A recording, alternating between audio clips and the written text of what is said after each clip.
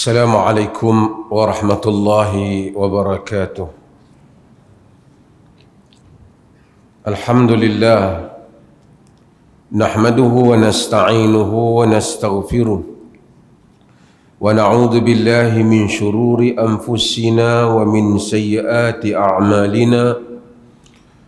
من يهده الله فلا مضل له ومن يضلل فلا هادي له. أشهد أن لا إله إلا الله وحده لا شريك له وأشهد أن محمدا عبده ورسوله. أما بعد. Hadirin dan hadirat yang dirahmati Allah, hadis yang terakhir di dalam membicarakan tentang bab berhubung dengan masjid ataupun babul masajid ialah hadis berhubung dengan tahiyatul masjid, di mana Al-Hafidh Al-Imam Ibn Hajar Al-Asqalani di dalam Bulughul Maram ini memasukkan hadis daripada Abi Qatadah radhiyallahu anhu. Dan Abu Qatadah telah kita perkenalkan tentang latar beliau di dalam kuliah-kuliah yang lepas. An Abi Qatadah radhiyallahu anhu qala qala Rasulullah sallallahu alaihi wasallam idza dakhala ahadukumul masjida fala yajlis hatta yusalliya raka'atain. Muttafaqun alaih.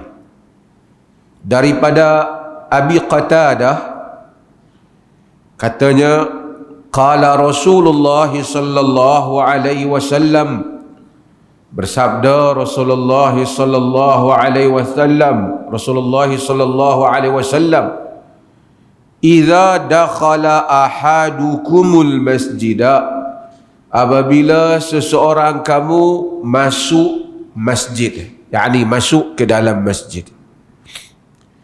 Di dalam bahasa Arab ni dia sebut idza ni dia panggil syartiyah, yakni dia syarat. Kalau macam ni, kalau macam ni kau hendaklah buat macam ni. Dia syarat.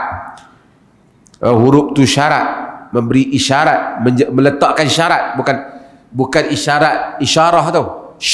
Syart menjadi syarat. Kalau kau datang, kau kena bawa. Kalau kau tak datang, kau kena maklumkan. Tu kalau tu syarat, meletakkan syarat. Idza dakhala ahadukumul masjida, apabila seseorang kamu masuk masjid, syarat. Nabi kata fala yajlis. Jawabnya apa? Fala yajlis, yakni jangan dia duduk. Nabi larang hatta yusalliya raka'atain, sehingga dia salat 2 rakaat. Sehingga dia salat 2 rakaat. Yakni siapa saja masuk di dalam masjid tak boleh duduk sehingga dia salat 2 rakaat. Para ulama semua mereka, hadis ini riwayat Al-Bukhari dan Muslim dan juga ashabus sunan yang lain. Dan kita kena tahu hadis ni kita sebut riwayat Al-Bukhari dan Muslim kerana kita datang selepas Bukhari dan Muslim mengumpulkan sahih Bukhari dan Muslim. Imam Ahmad dia tak ada Bukhari dan Muslim, dia sebelum tu lagi. Ahmad guru kepada Al-Bukhari. Imam Syafi'i rahimahullah dia tak ada sahih Bukhari.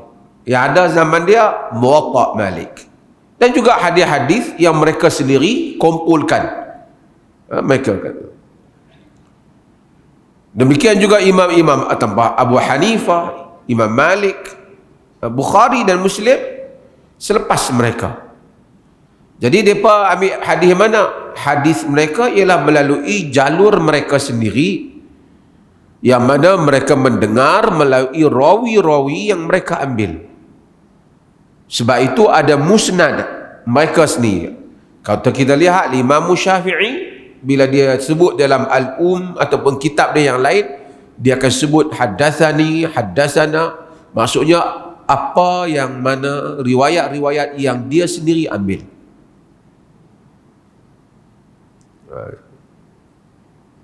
Kerana mereka sebelum daripada Al-Bukhari, sebelum daripada Muslim. Ulama-ulama ataupun para fuqaha, mereka semua tahu tentang hadis ni. Mereka tahu hadis ni. Cumanya mereka berbeza pendapat. Perkataan Nabi SAW di dalam hadis ni, fala yajlis, larangan Nabi, jangan dia duduk. Larangan ini larangan haram ke larangan sekadar makruh? Di situ mula berlaku khilaf di kalangan para ulama fuqaha. Saya sebutkan hal ini untuk menjadikan tuan-tuan faham bahawasanya ulama-ulama apabila mereka berbeza pendapat, bukan semestinya mereka tidak menemui hadis itu. Mereka menemui hadis itu, tetapi mereka berbeza di dalam menafsirkan ataupun di dalam mengandaikan larangan ataupun suruhan yang ada di dalam hadis. Majoriti para ulama, mereka melihat larangan ini di peringkat makruh, yakni kalau siapa duduk makruh. Dan di kalangan ulama melihat sesiapa yang duduk haram. Siapa yang duduk tidak salat haram. Di atas beberapa andaian yang nanti saya akan sebut kenapa mereka berbeza andaian. Golongan yang menyatakan makruh, mereka kata kerana ada riwayat orang masuk dalam masjid, langkah-langkah kepala orang, Nabi kata ijlis faqad azait, duduk, kau telah menyakitkan orang lain. Nabi suruh terus dia duduk. Dan ada juga hadis-hadis di mana melarang kita solat pada waktu-waktu tertentu. Jadi kita nak masuk, kalau mesti nak kena solat setiap kali masuk waktu, macam mana masjid, macam mana time waktu yang tak boleh solat?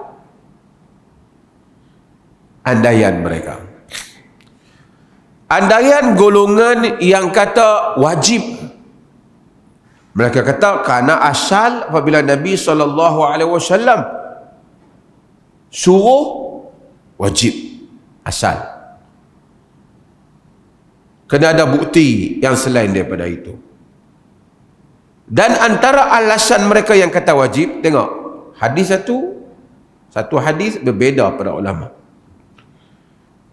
Kerana ada hadis yang lain, antaranya hadis yang diriwayatkan oleh Imam Muslim, Sulaik Al-Ghadafani, dia masuk ke dalam masjid pada hari Jumaat, Yaumal Jum'ah, pada hari Jumaat.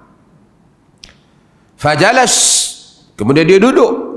Masuk dia duduk. Masuk Nabi, dia masuk dah apa nama, Ja'a Sulaik Al-Ghadafani Yaumal Jum'ah wa Rasulullah sallallahu alaihi wasallam yakhtub.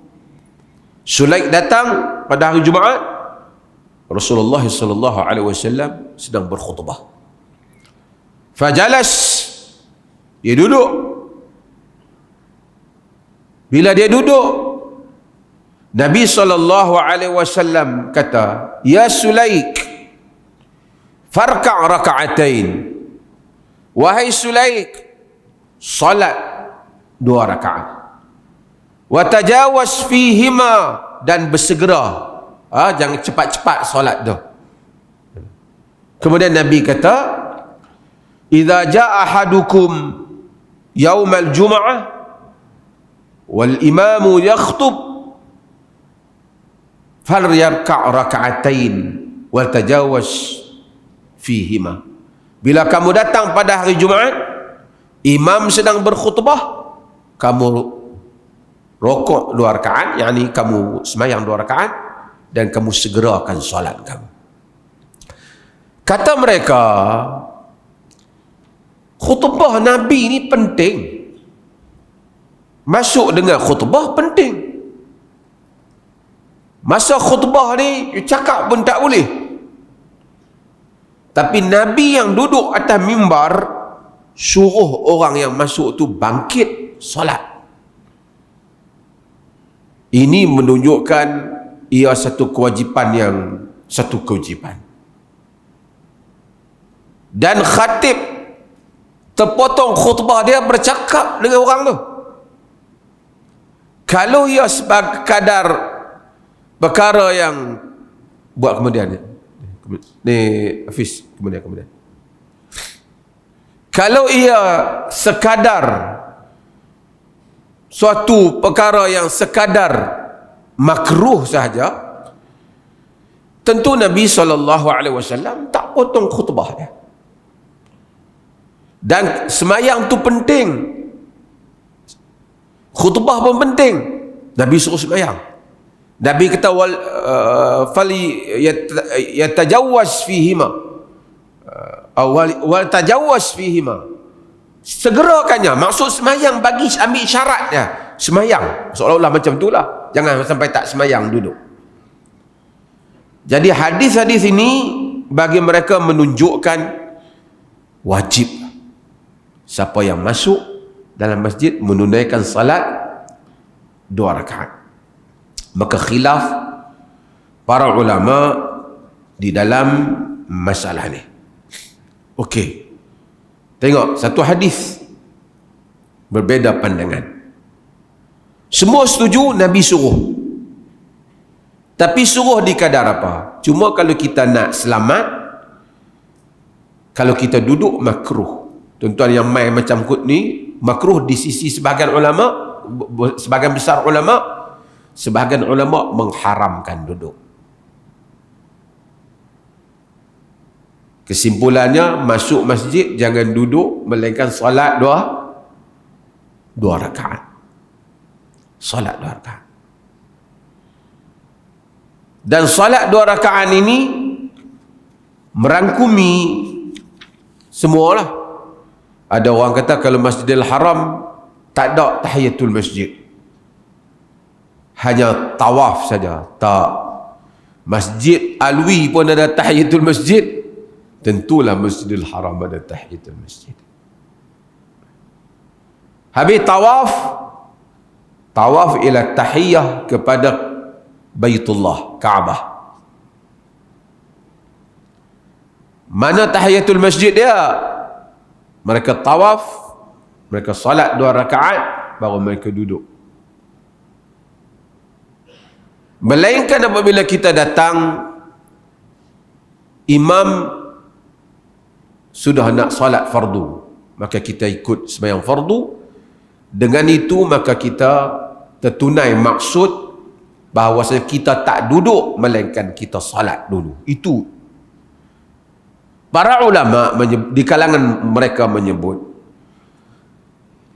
apa yang Nabi mau, jangan duduk di masjid. Masjid tempat sujud ni jangan duduk, melainkan salat dulu.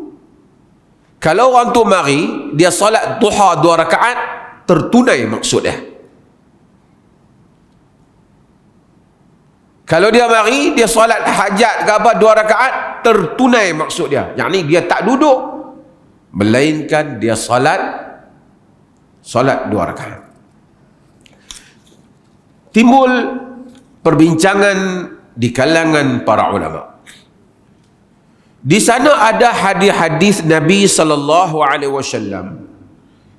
yang mana baginda larang kita semayang pada waktu-waktu tertentu selepas solat subuh umpamanya, sehingga syuruk. semasa matahari di kabadis sama, di tengah kemuncak umpamanya, semasa selepas solat asar, semasa matahari akan tenggelam umpamanya,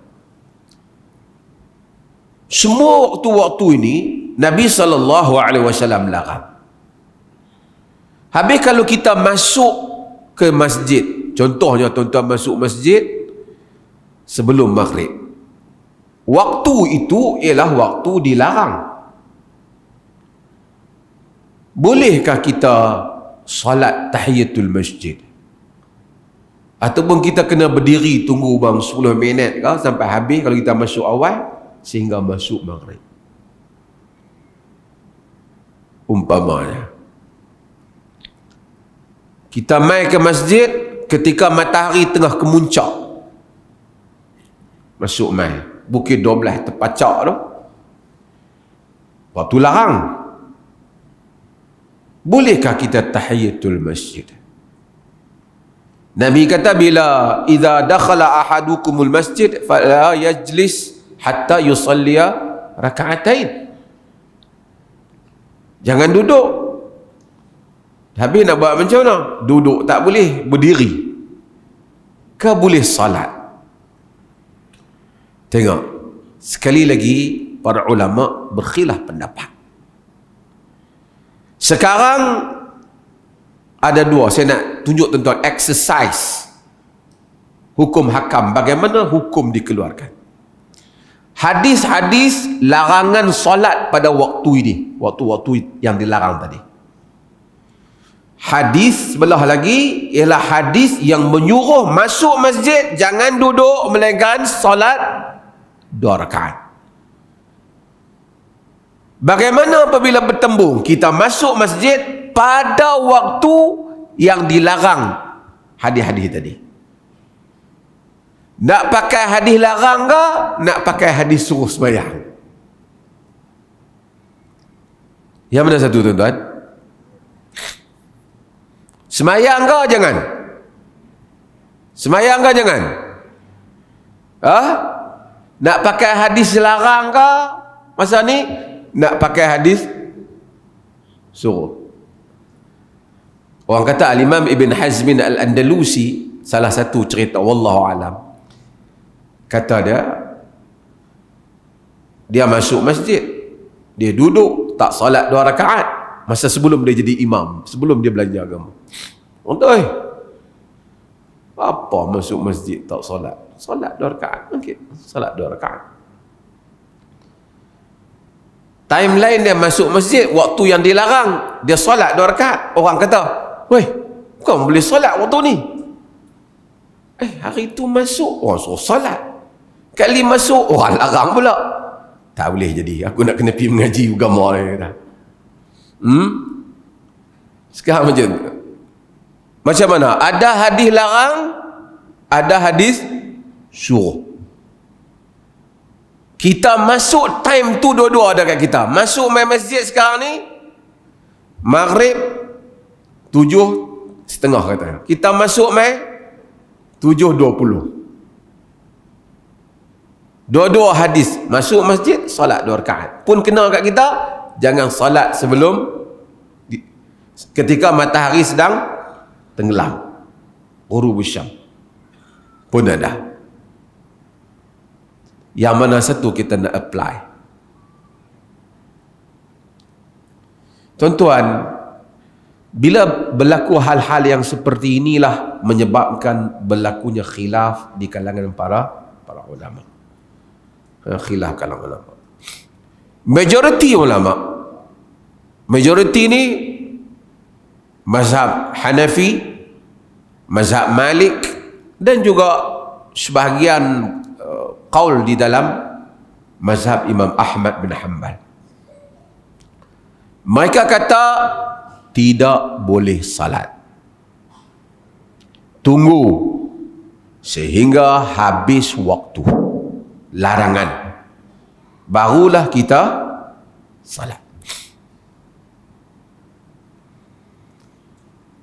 Pendapat mereka. Jadi tinggal mazhab apa lagi belum? Ha? Tuan-tuan dengar tak saya duduk ceramah ni? Ha? Tinggal mazhab apa lagi? Tinggal mazhab Syafi'i. Al-Imam Syafi'i rahimahullah, Nasirus Sunnah, pembela sunnah.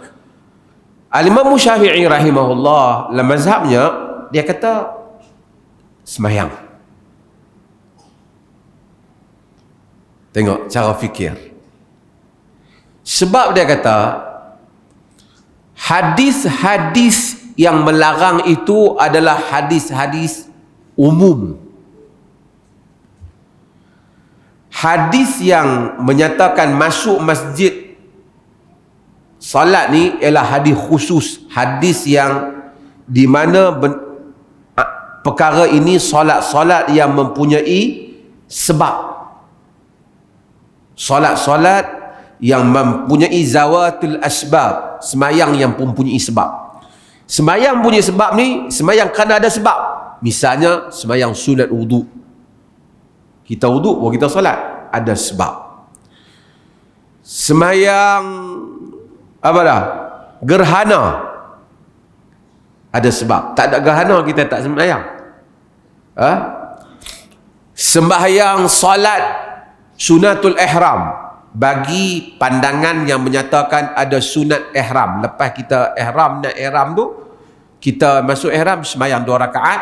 Bagi pandangan yang menyatakan ada, itu termasuk di dalam solat sunat yang ada sebab.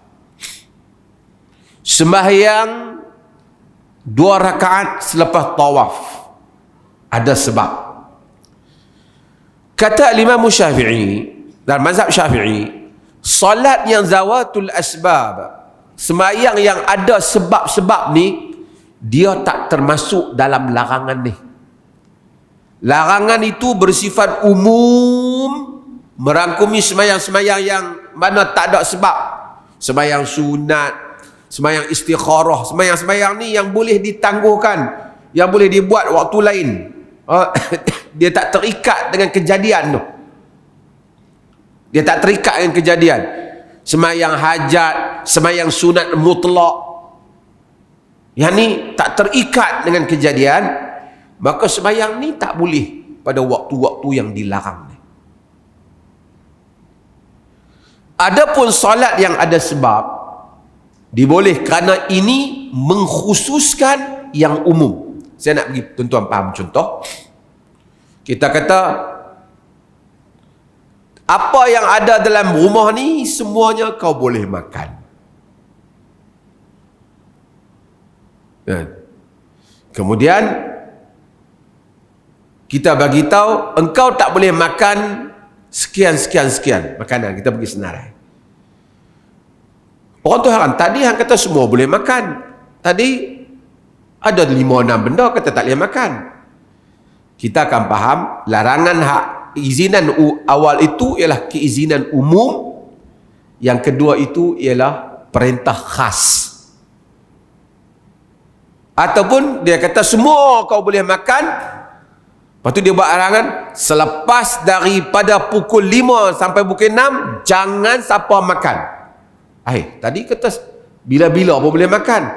Kita kata bila bertembung dua, yang ni mengkhususkan perintah yang umum. Tuan-tuan faham maksud saya? Faham ni? Bila ada 2 perintah, kita tengok, oh yang ni spesifik. Dia kata dalam rumah ni kau nak pergi mana pergilah. Lepas tu dia habaq pula, ni bilik ni jangan nak masuk kemarin kata semua boleh, ni kata tak boleh pula. Kita faham semua boleh, arahan yang satu tu khusus, pengecualian. Ini cara fikir dalam mazhab Syafi'i di dalam isu ni. Jumhur pula dia fikir macam mana? Depa fikir macam mana? Depa kata perintah supaya solat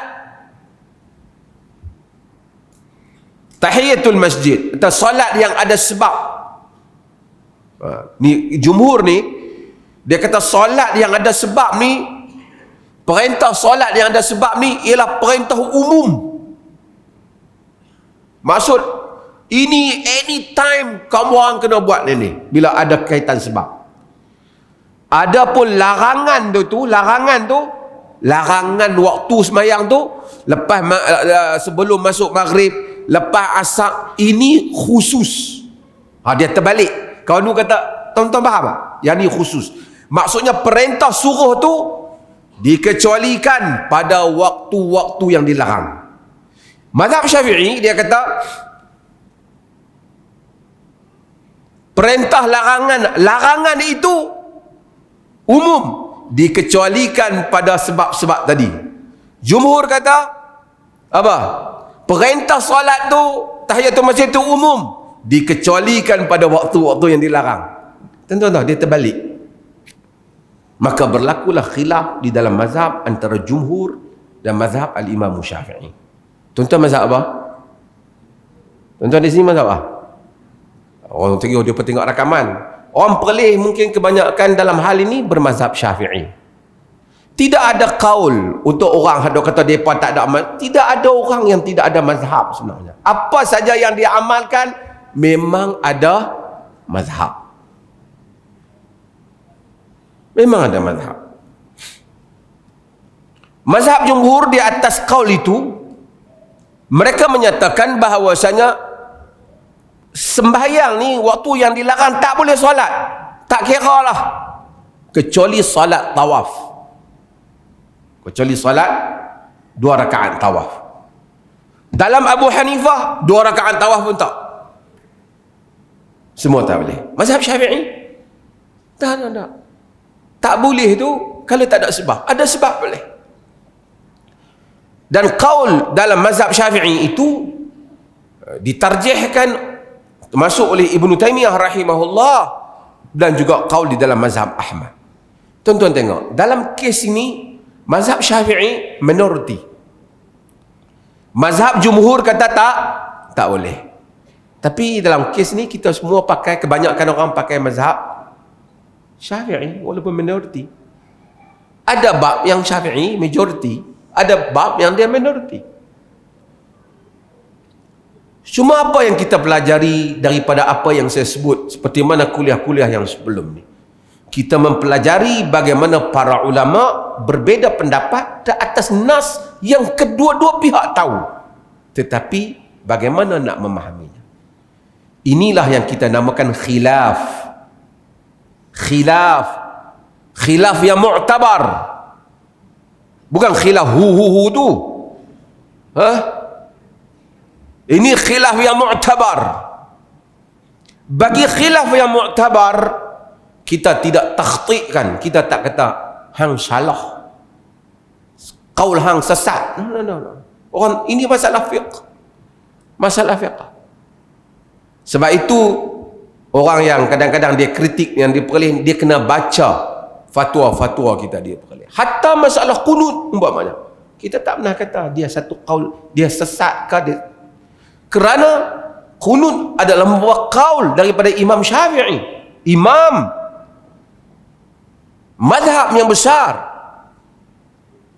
Cuma tak diamalkan di negeri ini, diamalkan di tempat lain. Imam Malik dia qunut sebelum rokok, Imam Syafi'i selepas rokok. Imam Hanafi tak ada qunut, yakni qunut subuh saya maksudkan. Imam Hanbali tak ada qunut dalam mazhab. Kalau orang qunut pun bermazhab, yang tak qunut pun bermazhab. Yang kata tak qunut tak mazhab, dia tak tahu apa itu mazhab. Kerana mazhab, kesemuanya itu mazhab. Sebab itu kita menghalusi masalah-masalah yang seperti ini. Dan kemudian tuan-tuan tengok, kita baru hari raya umpamanya, khatib-khatib dia tengok di Perlis ni khutbah tu dia buat 2. Satu, siapa nak khutbah 1 pun boleh, siapa nak khutbah 2 pun boleh. Perbincangan bab khutbah 1, 2 ni sebelum saya lagi, zaman dulu, zaman Allahyarham Profesor Dr. Harun Din dalam jawatan kuasa fatwa lagi. Sebahagian kata 1, sebahagian kata 2. Ketika itu Duli Yang Maha Mulia Tuanku Raja Tuanku Putra putuskan tak apa, dua-dua boleh. Dia bila khilaf, raja pemerintah boleh buat keputusan dalam fiqh ni lah pasal dua-dua. Kemudian berlaku amalan satu khutbah, kemudian saya mari saya buat kembalikan dua-dua. Bukan saya kata hak sebelum, bagi dua-dua. Siapa nak khutbah 1 pun boleh, khutbah 2 pun boleh. Khutbah 2 telah berlaku sebagai amalan umat Islam sejak dulu. Walaupun mungkin dari segi dalilnya tidaklah begitu kuat, tetapi telah berlaku amalan sejak Al-Imam Syafi'i keluarkan sebelum imam-imam pada generasi salaf yang awal. Bila ia berlaku amal yang seperti itu, kita tidak mendhaifkan ataupun tidak menolaknya mentah-mentah, boleh amalkan. Takbir raya umpamanya, memang dari segi sanad dan seumpamanya 2, Allahu Akbar 2, kuat dari segi sanad. Tapi telah berlaku amal di kalangan para sahabat, takbir yang berbagai-bagai, maka 3 pun boleh, 2 pun boleh.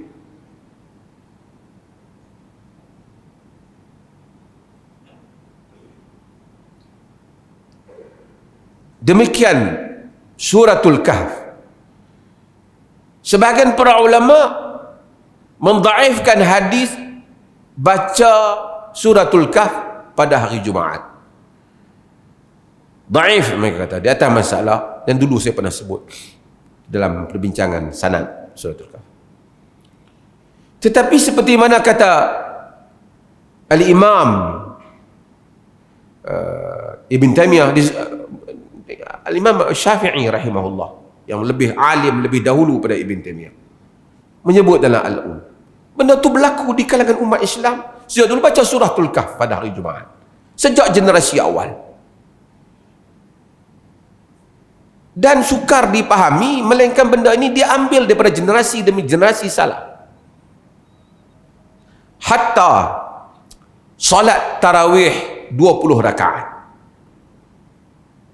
Masa saya datang mufti yang pertama dulu, antara benda yang saya keluarkan masa tu boleh 20 rakaat. Bukan dia boleh ni tak boleh, tapi dia tak terbiasa. Nak 8 tak apa. Ada qaul para ulama yang menyebut 8. Tapi 20 telah berlaku generasi demi generasi. Kenapa nak buat 20? Boleh buat. Cumanya kalau orang dah masyarakat sekarang, dia kalau buat 20, yang tinggal pun 8 lah juga. Lebih baiklah kita buat 8 yang mana baca tertib.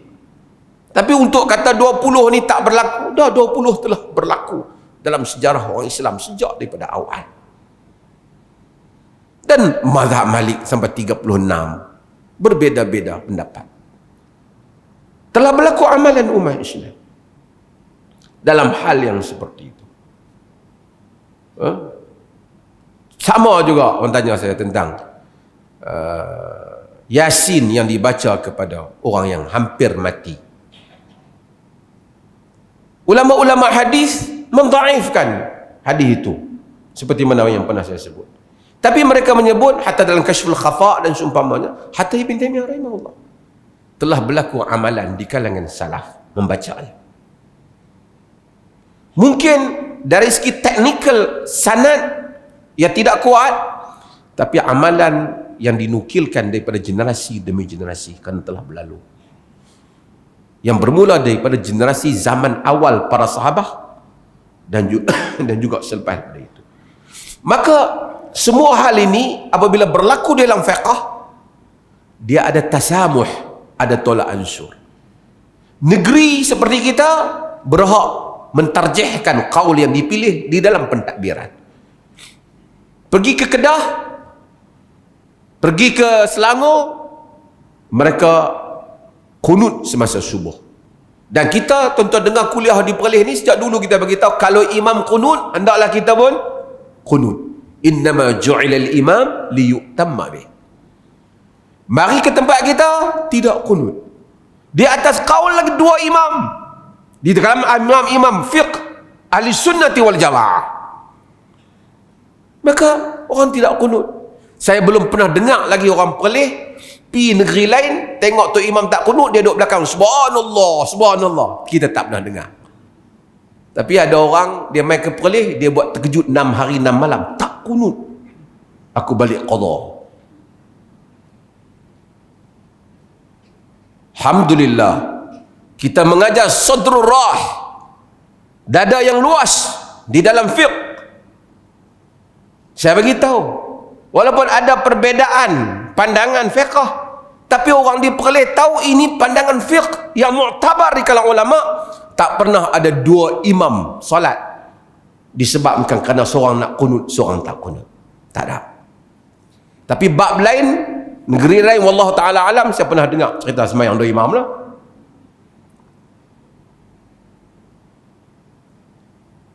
Kerana walaupun umum, tak ada orang Perlis pergi tegak terkejut. Tu imam, bismillahirrahmanirrahim, alhamdulillahi rabbil alamin, terkejut. Allah, bismillah, tu imam. Tak terkejut. Di Perlis kami tak dengar bismillah.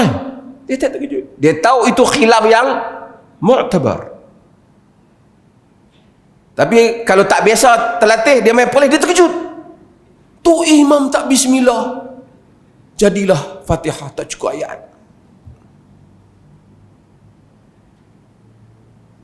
Tu imam tak sah salat, dia kata.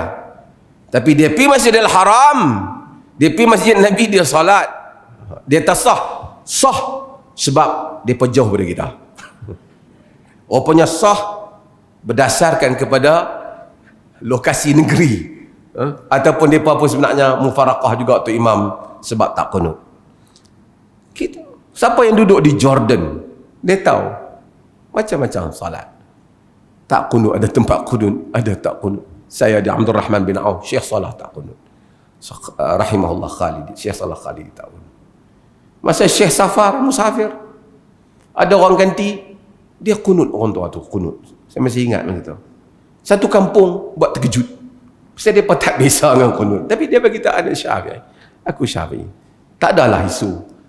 Dia hujah dan ada. Innama ju'ila al-imam liyu'tamma.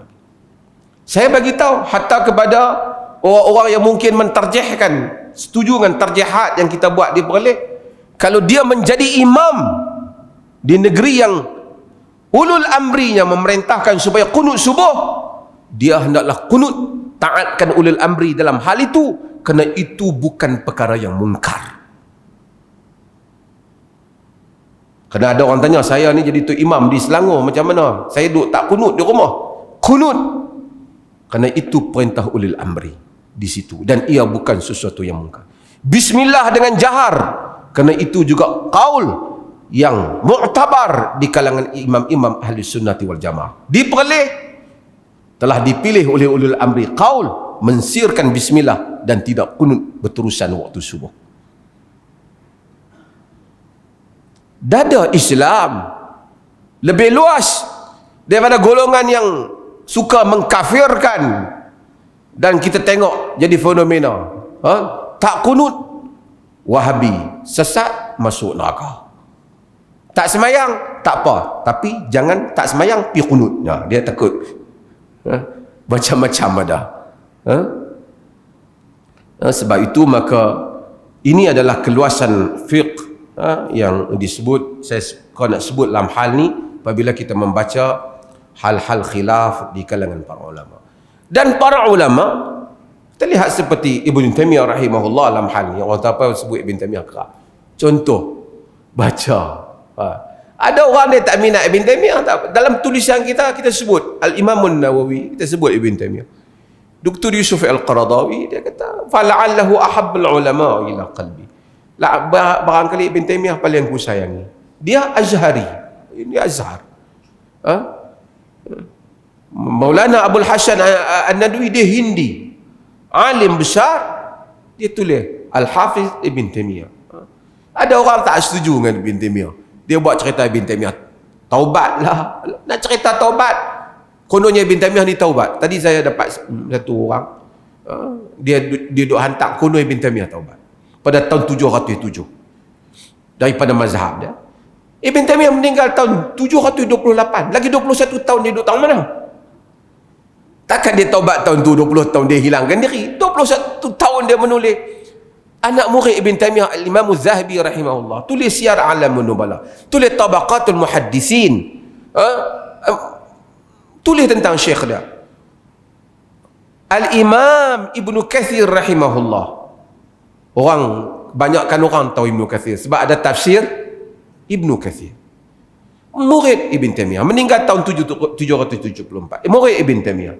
Sehingga dia minta dia dimakamkan tepi syekh dia Ibn Taimiyah rahimahullah. Dan dia dikatakan mazhabnya Syafi'i. Hatta muqaddimah tafsir Ibn Kathir itu diambil daripada tulisan Ibn Taimiyah rahimahullah ta'ala. Ibn Taimiyah laisa bin nabi, dia bukan nabi. Lahu akhta. Ada kesalahan pandangan dia, ada kesalahan seperti mana orang lain. Tapi baca Ibn Taimiyah jauh lebih besar. Saya sebut banyak kali. Ada orang komplain saya, dulu saya sebut. Baca Ibn Taimiyah. Perleh tak baca Muhammad bin Abdul Wahab. Tetap baca buku Muhammad bin Abdul Wahab. Sebab Muhammad bin Abdul Wahab, dengan saya tidak mau menghina mana-mana para ulama dengan sumbangan mereka, tidaklah ada apa-apa yang besar nak dibandingkan madrasah Ibn Taimiyah. Dia bukan ahli fiqh yang besar, tidak juga muhaddis. Dia menulis, melakukan islah pada zamannya, dan ada pandangan tentang pandangan-pandangan, sebagian pandangannya ada sumbangannya. Dr. Wahbah Zuhaili memujinya, Al-Qaradawi memujinya. Mereka juga bukan aliran Saudi. Ramai orang memujinya. Tapi di Perleh, orang kata Wahabi, Perleh tidak pernah menjadikan muqarrar kitab Muhammad bin Abdul Wahab. Tak. Tuan-tuan baca mana rujukan fatwa ke? Kata Syekh Muhammad bin Abdul Wahab. Tak ada. Orang Perleh pun tak tahu Muhammad bin Wahab mana. Wahab joy apa balik dia berkenai.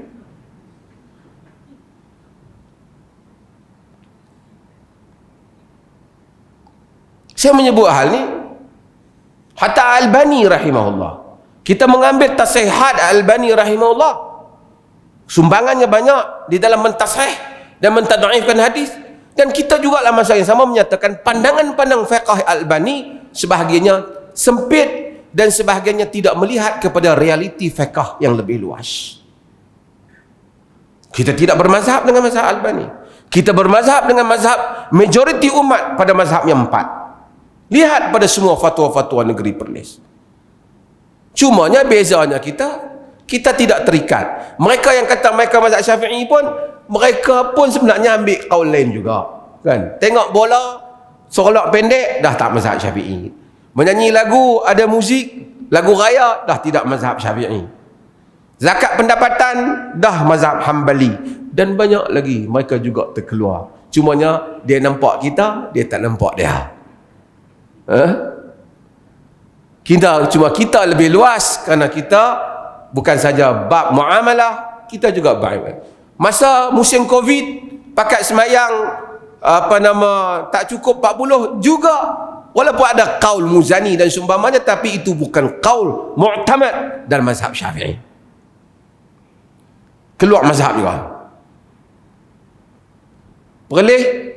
Bukan kita nak puji kita, dan memang daripada awal, dia kata mula dengan mufti ni, no, 1400 tahun 1930 lebih, hal ini telah dimasukkan tahun 48 secara rasmi, telah dimasukkan dalam perlembagaan negeri Perlis. Ini cerita lama, sudah lebih daripada separuh kurun.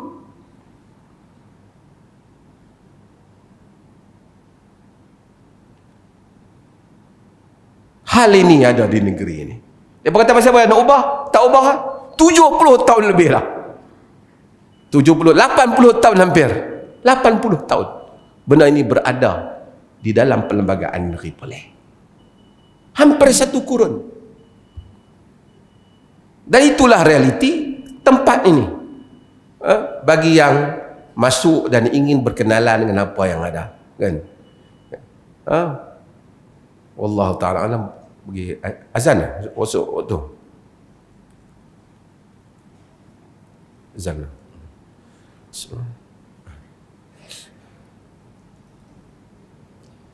Allahu Akbar, Allahu Akbar, Allahu Akbar, Allahu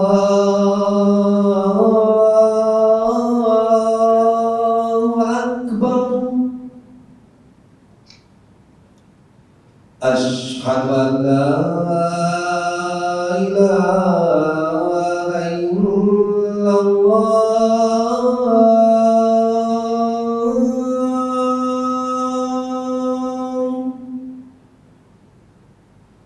Asyhadu an la ilaha illallah.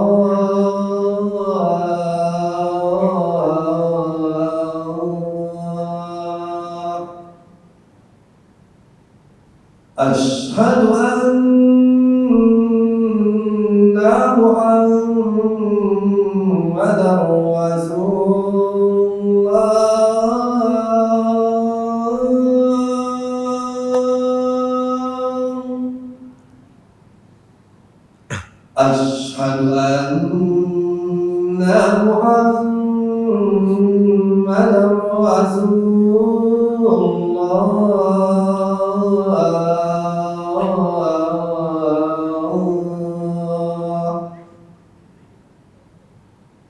Hayya 'ala shalah.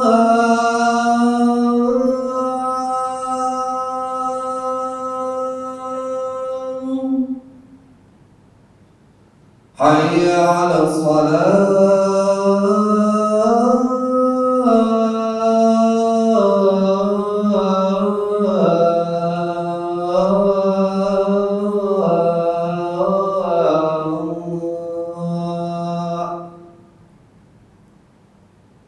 Hayya 'alal falah.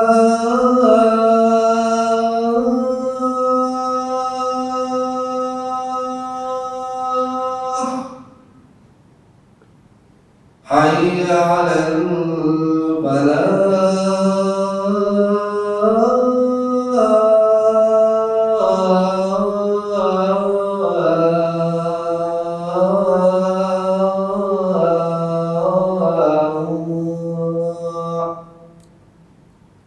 Allahu Akbar, Allahu Akbar. La ilaha illallah.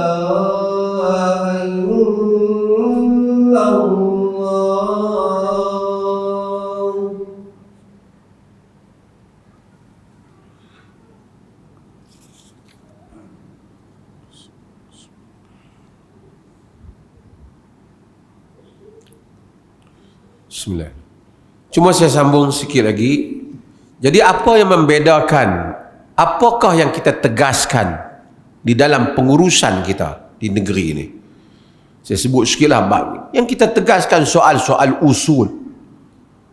Di negeri ini memang di masjid zikir lompat-lompat kita tak bagi. Nak buat huha-huha kita tak bagi. Nak berbomo-bomo kita tak bagi. Nak eksploitasi ambil duit orang pasal ada orang mati kita tak bagi. Melainkan ada kerja yang jelas, korek liang ke apa tak apa. Yang ni kita tak bagi. Yang ni kita tak bagi. Nak buat karut-marut kepercayaan, pergi letak capal di depan supaya kita sujud ke arah capal macam sebetul tempat tu, yang ni kita tak buat. Yang ni kita tak buat. Masalah fiqh kita iktiraf keluasannya. Masalah perkara-perkara yang Nabi tidak lakukan, tidak di dalam mazhab Hanafi, tidak Malik dan tidak Syafi'i dan tidak Hambali, kemudian mereka melakukannya, mereka menyandarkan itu kita mazhab Syafi'i, padahal tidak ada dalam mazhab Syafi'i, tidak Hambali, tidak Maliki, tidak Hanafi. Itu kita tak lakukan, dan kita cuba mengawal, dan alhamdulillah jarang tuan-tuan dengar bomo hebat daripada negeri Perlis, jarang. Alhamdulillah. Kalau ada pun terkejut. Lepas ada bomo Siam, kalau orang nak jadi Siam, mampirlah. Yang tu kita tak payah hak orang agama lain. Muslim? Tak. Amalan-amalan yang jelas ataupun begitu jelas pendapat yang sangat kuat melarangnya, kita walaupun ada mungkin satu dua kaul terpencil membenarkannya, kita melihat kepada maslahah, melihat kepada logik yang kuat, melihat kepada keadaan umat Islam, maka kita tidak benarkan karut marut itu jika dilakukan. Yang lain kita enter. Habis itu tak boleh.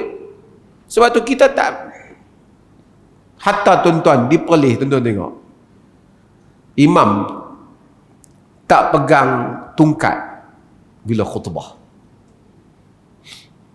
Ada orang kata, "Ui, depa kata salah tu." Dalam fatwa kata tak kata salah. Fatwa kata memang ada kaul di kalangan ulama yang menyatakan khutbah pegang tungkat ataupun batang busar panah ataupun apa saja. Tapi kita mentarjihkan pandangan yang menyatakan Nabi hanya pegang tungkat itu sebelum beliau ada mimbar. Setelah ada mimbar tak. Jadi di negeri Perlis tak ada. Habis itu tak ada lah. Oh, jadi kalau pegang tak salah. Yang hampir sambung ni buat apa? Satu negeri yang pegang tungkat tu, kalau tak pegang tak salah. Dia tak ada kerja. Tak ada kerja.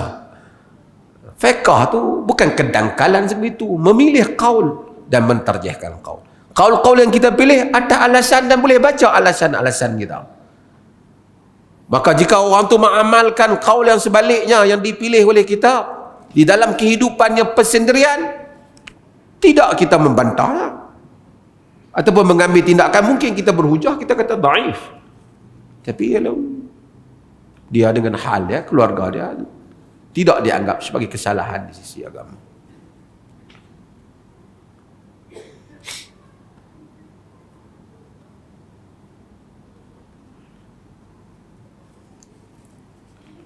Sekarang kecoh di media sosial, kita sedang beralih ke zaman fasa kemarau dan kebuluran disebabkan krisis makanan dan perang dunia ketika bakal tiba.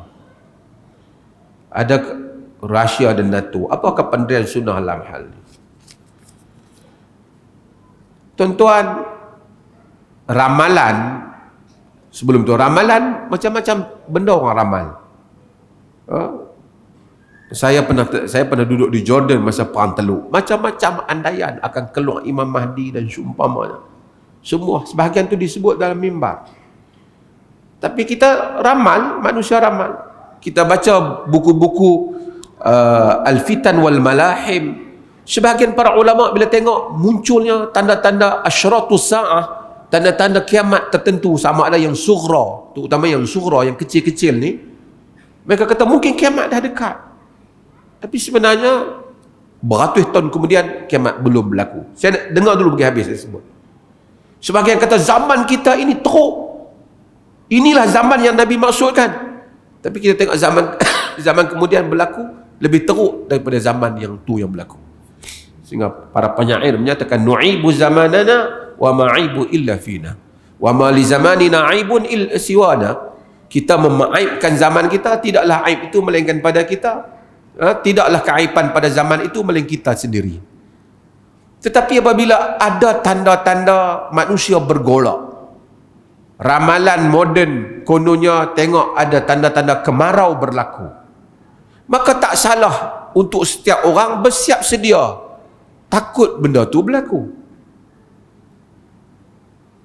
Peperangan belum berlaku, tapi Quran kata wa'iddu lahum mastata'tum min quwwah wa min ribatil khail turhibuna bihi aduwallah wa aduwakum. Bersiap sedialah kamu untuk menghadapi mereka daripada kekuatan, daripada kuda-kuda yang bertambat. Surah ada kekuatan. Tapi dalam hadis Nabi kata la tatamannau liqa'al adu. Jangan kamu bercita-cita untuk bertemu dengan musuh. Tapi Quran suruh bersiap sedia. Hatta Nabi SAW ajar jangan membazir, ajar supaya simpan daging apabila musim kemarau. Dan kita apabila mendengar hal ini, kemungkinan-kemungkinan ini, dan ada logiknya, peperangan berlaku, kemungkinan merebak peperangan, panas menurut ramalan yang lihat kepada secara saintifiknya, mungkin itu di tangan Allah Ta'ala, kemungkinan boleh berlaku kemarau. Setiap orang mengambil langkah menyimpan, seperti dalam surah Yusuf alaihi salam, dia suruh simpan. Jika dibimbangi kemarau akan berlaku, setiap orang. Cuma kita macam itulah.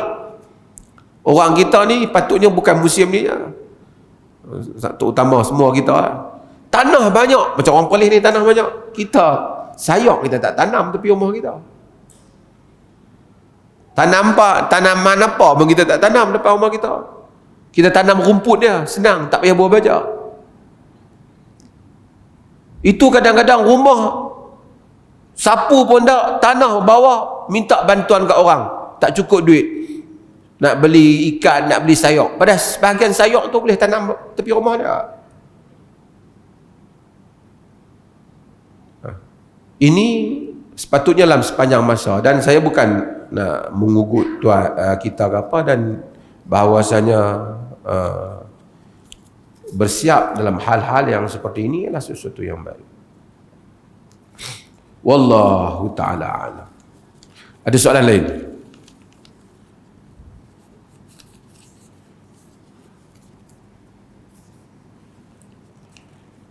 Ada orang sementara sampai petang tadi dia duk sibuk tanya saya nak, sementara dia nak bersiapkan tu pelancaran tu, ada orang duk tanya saya banyak sangat lah. Saya nak abang soalan-soalan yang saya tak jawab.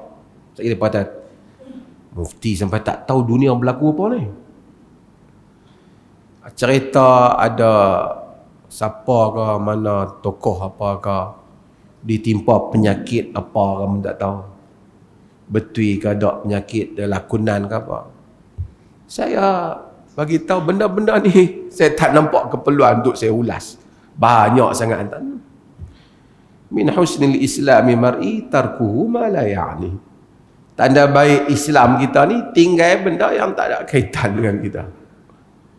Cuma saya nak sebut umum untuk diri saya dan tuan-tuan juga. Di dalam kehidupan beragama ni, saya nasihat diri saya lah, tuan-tuan juga mungkin manfaat. Agama itself, religion itself, dia bukan entertainment, dia adalah hidayah. Agama membenarkan entertainment. Manusia kadang-kadang dia nak bergembira, tapi agama jid, agama kesungguhan.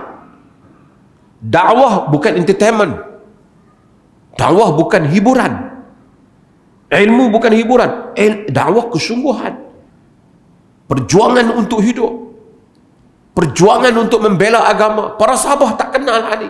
Mereka kenal Islam yang mereka pegang ialah Islam yang mana mereka berjuang untuk membebaskan manusia daripada kesesatan kepada cahaya.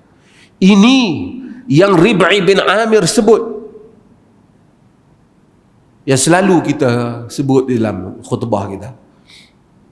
Apabila Rustam tanya dia, kenapa dia mari? Orang Islam pasal apa mari? Jauh ni, nak lawan Parsi yang besar. Al-Imam Ibn Kathir menyebut dalam Al-Bidayah wa Nihayah, ungkapan ni kata Maulana Abul Hasan Ali An-Nadwi, orang tak kenal Rib'i ni sahabat kecil, tapi madrasah Nabi punya pendidikan mengeluarkan orang seperti Rib'i.